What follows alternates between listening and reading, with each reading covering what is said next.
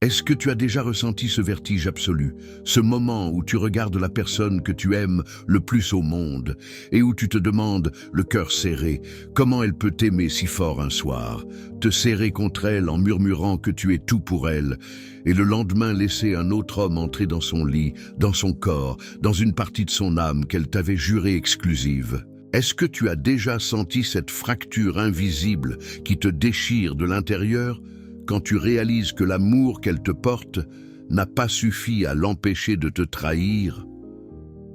Parce que c'est exactement ça, la vérité la plus dure et la plus dérangeante que beaucoup refusent d'accepter. Oui, elle peut t'aimer profondément, sincèrement, passionnément, et te tromper quand même. Elle peut pleurer en te disant que tu es l'homme de sa vie, planifier un avenir avec toi, te choisir chaque jour dans les petites choses, et pourtant céder à une pulsion, à un désir, à une faiblesse qui la pousse dans les bras d'un autre. Et le pire, c'est que ce n'est pas toujours parce qu'elle t'aime moins. Parfois, c'est justement parce qu'elle t'aime trop, ou d'une façon trop compliquée, trop humaine, trop imparfaite. Cette contradiction te hante, elle te poursuit dans tes rêves, dans tes moments de solitude, dans chaque silence qui s'installe entre vous. Et pourtant, elle est réelle, elle existe, et elle touche des milliers d'hommes comme toi, chaque jour. L'amour n'est pas un rempart invincible contre la tentation. Il n'est pas cette forteresse imprenable que l'on nous vend dans les films romantiques où tout finit toujours par s'arranger avec un baiser sous la pluie et une musique douce en fond sonore. L'amour est vivant, mouvant, fait de 1000 couches contradictoires qui peuvent coexister sans jamais se réconcilier complètement. Elle peut t'aimer pour ta stabilité, pour la façon dont tu la fais se sentir en sécurité quand le monde dehors est trop dur, pour tes bras qui l'enlacent quand elle a peur, pour tes rires qui chassent ses doutes, pour l'homme que tu es devenu à ses côtés au fil des années, pour les souvenirs que vous avez construits ensemble, pour les projets que vous avez faits un soir d'hiver blotti sous la couette en parlant d'enfants, de maisons, de voyages. Elle peut t'aimer pour tout ça et en même temps chercher ailleurs ce que toi, malgré tout ton amour, tu ne peux plus lui donner ou que tu n'as jamais su lui donner parfaitement. L'excitation brute d'un premier regard qui fait trembler les jambes, la nouveauté qui fait battre le cœur plus fort, le frisson d'être désiré comme au premier jour, le sentiment d'être choisi à nouveau, intensément, sans les habitudes qui finissent par user même les plus belles histoires. Ce n'est pas une excuse, ce n'est pas une justification morale, c'est une réalité cruelle, presque biologique. L'être humain est capable de compartimenter ses émotions comme on range des objets dans des tiroirs différents. Dans un tiroir, il y a toi, l'amour profond, le projet de vie, la tendresse quotidienne, les petites attentions qui font tenir un couple sur la durée. Dans un autre tiroir, il y a cette aventure, ce moment volé, ce plaisir égoïste qu'elle se permet parce qu'elle se dit que ça n'enlève rien à ce qu'elle ressent pour toi. Et pourtant, ça enlève tout. Ça brise la confiance, ça salit les souvenirs, ça transforme les « je t'aime » en mensonges à retardement. Ça fait douter de chaque geste tendre qu'elle t'a offert par le passé, de chaque nuit où elle s'est endormie contre toi.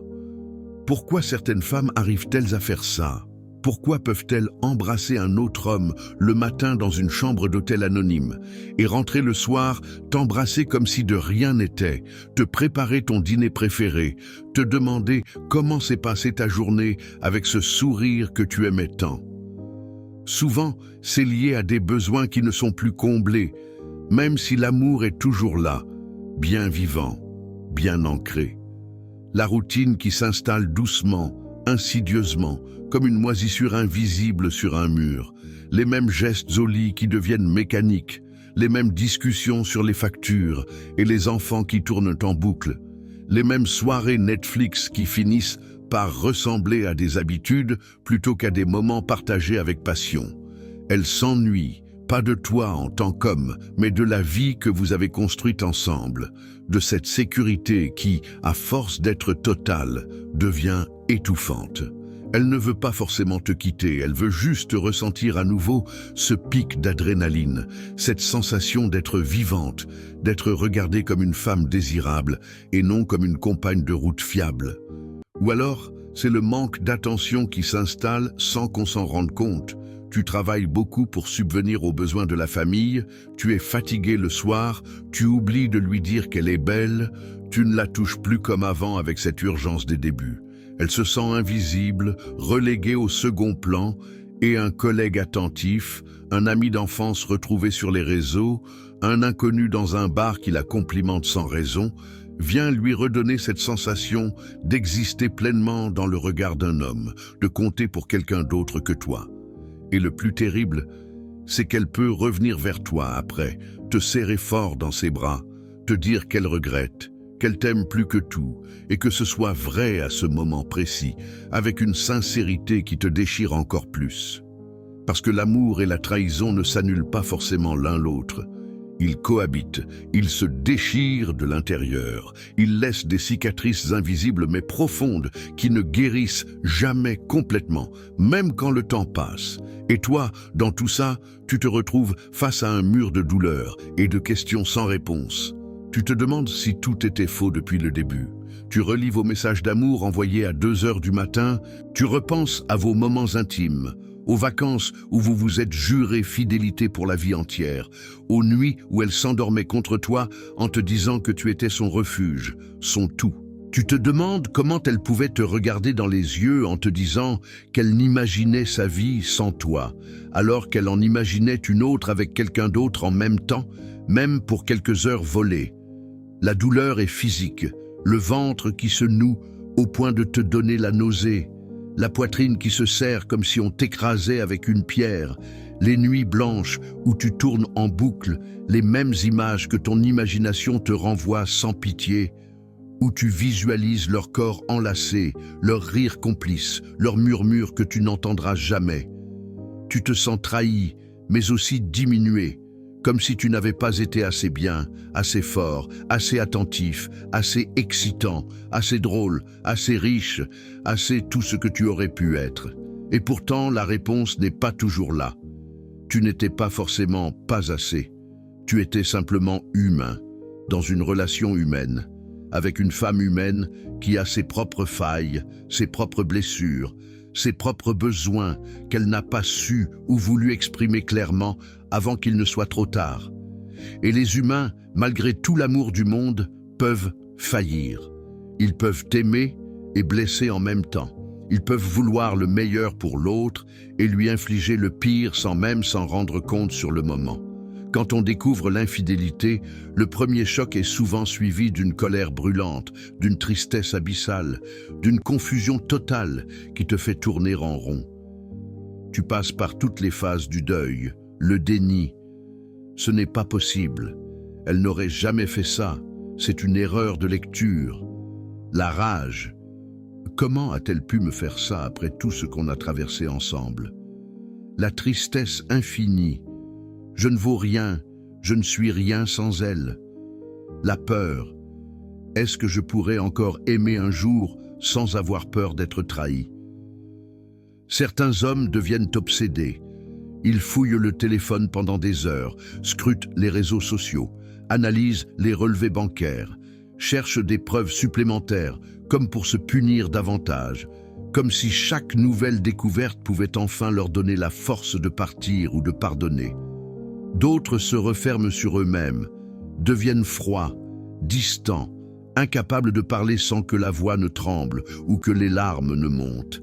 Et puis il y a ceux qui explosent, crient, insultent, portes qui claquent, valises préparées en pleine nuit sous le regard hébété de l'autre. Mais après la tempête, vient toujours le moment où il faut choisir. Est-ce que cet amour vaut la peine d'être reconstruit? Est-ce que la femme qui est devant toi, en larmes, qui te jure que c'était une erreur stupide, que ça ne se reproduira jamais, mérite une seconde chance? Ou est-ce que la blessure est trop profonde, que la confiance est trop brisée pour pouvoir renaître un jour, même avec tous les efforts du monde? Il n'y a pas de bonne réponse universelle, et personne ne peut te la donner à ta place. Certains couples survivent à l'infidélité et en sortent plus forts parce que les deux décident de travailler ensemble. Thérapie de couple pendant des mois, transparence totale, accès au téléphone, aux réseaux, aux agendas. Discussions interminables sur ce qui a manqué, sur ce qui doit changer, sur les blessures cachées qui ont permis à l'autre de s'ouvrir ailleurs. Ils apprennent à se reparler vraiment, à exprimer leurs besoins sans attendre que l'autre devine, à raviver la flamme par de nouvelles expériences, de nouveaux défis, de nouveaux voyages. D'autres réalisent que l'amour, même sincère, même profond par moments, n'était plus assez pour supporter la trahison quotidienne, le doute permanent. Et c'est ok. Partir n'est pas un échec, c'est parfois la plus belle preuve d'amour envers soi-même, la reconnaissance que l'on mérite mieux que des miettes de fidélité, mieux que des promesses fragiles. Ce qui est sûr, c'est que cette expérience te changera à jamais. Elle te rendra plus lucide, plus vigilant, peut-être plus méfiant au début, mais aussi plus capable de reconnaître les signaux quand ils apparaissent. Les petits mensonges qui s'accumulent comme des gouttes d'eau qui finissent par faire déborder le vase, les changements d'humeur inexpliqués, la protection soudaine du téléphone qu'elle emmène partout, les sorties avec des amis qui durent de plus en plus tard sans explication claire. Elle t'apprendra à poser des limites claires dès le début d'une relation. Pour moi, la fidélité est non négociable. Si tu sens que quelque chose manque, dis-le-moi avant de chercher ailleurs. Si tu as besoin d'attention, de nouveautés, de compliments, exprime-le. Je préfère la vérité blessante au mensonge confortable. Elle t'apprendra à ne plus te contenter d'un amour qui te fait douter, à ne plus tolérer les zones grises, les « c'est compliqué », les « c'était juste une fois », les « tu exagères ». Parce qu'au fond, l'amour véritable, celui qui mérite qu'on se batte pour lui, est celui qui choisit la fidélité. Même quand la tentation est là, même quand la routine pèse lourd, même quand un autre regard semble plus attirant sur le moment. Celui qui préfère affronter les manques ensemble plutôt que d'aller les combler dans le secret. Celui qui sait que t'aimer vraiment, c'est aussi te respecter assez pour ne jamais te faire vivre cette douleur qui te ronge pendant des mois, des années parfois, qui te fait douter de ta valeur, de ta virilité, de ta capacité à être aimé. Et si elle n'a pas été capable de ça, alors peut-être que son amour, aussi sincère ait-il été par moments, n'était pas assez grand pour toi. Peut-être qu'elle t'aimait, oui, mais pas assez pour faire les choix difficiles. Pas assez pour sacrifier son plaisir immédiat au nom de votre histoire commune. Peut-être qu'elle t'aimait d'une façon égoïste, qui mettait ses besoins avant les tiens, qui préférait le frisson temporaire à la sécurité que tu lui offrais. Tu mérites mieux que ça. Tu mérites quelqu'un qui t'aime non seulement avec des mots doux et des gestes tendres, mais avec des choix quotidiens qui prouvent que tu es le seul, l'unique, celui qu'on ne trahit pas, même quand personne ne regarde, même quand la tentation frappe à la porte. Tu mérites un amour où la fidélité n'est pas une option parmi d'autres, mais une évidence, une base inébranlable. Et si aujourd'hui tu souffres, sache que cette souffrance n'est pas éternelle. Elle te forge, elle te rend plus fort, elle t'ouvre les yeux sur ce que tu vaux vraiment, elle t'apprend à ne plus te contenter de moins que ce que tu mérites. Et un jour, tu rencontreras quelqu'un qui te regardera comme si tu étais le seul homme sur terre, qui choisira de rester fidèle, parce que tu mérites exactement ça, parce que tu es irremplaçable. En attendant, prends soin de toi. Pleure si tu en as besoin. Crie si ça te soulage. Parle à des amis, à un psy, à n'importe qui veut t'écouter sans juger. Écris tout ce que tu ressens sur un carnet. Brûle les pages si ça te fait du bien. Fais du sport jusqu'à l'épuisement pour évacuer la rage. Voyage seul pour te rappeler que le monde ne tourne pas autour d'elle. Redécouvre des passions que tu avais mises de côté pour elle. Et surtout, n'oublie jamais, tu n'es pas responsable de ses choix. Tu n'es pas assez. Tu es simplement un homme qui a aimé de tout son cœur. Et ça, personne ne pourra jamais te l'enlever. Maintenant, imagine un instant ce que pourrait être ta vie après. Imagine te réveiller un matin sans ce poids sur la poitrine, sans cette angoisse qui te réveille à 3 heures du matin avec des images qui tournent en boucle. Imagine rencontrer une femme qui te regarde avec la même intensité tous les jours, qui te dit « je t'aime » et qui le prouve par ses actes. pas seulement par des mots. Imagine pouvoir faire confiance à nouveau, sans arrière-pensée, sans vérifier son téléphone quand elle dort, sans analyser chaque message, sans fouiller les réseaux. Ça existe.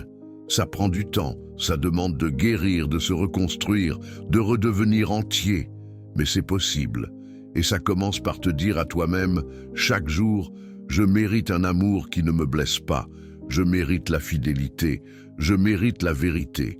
Et je vais l'obtenir, même si je dois d'abord apprendre à m'aimer assez pour refuser tout ce qui est en dessous de ça. Parce que oui, elle peut t'aimer et te tromper. Mais toi, tu peux choisir de ne plus jamais accepter cet amour-là. Tu peux choisir de t'aimer assez pour dire stop. Tu peux choisir un avenir où l'amour rime avec respect, avec exclusivité, avec paix intérieure. Et ce choix, personne ne pourra te l'enlever.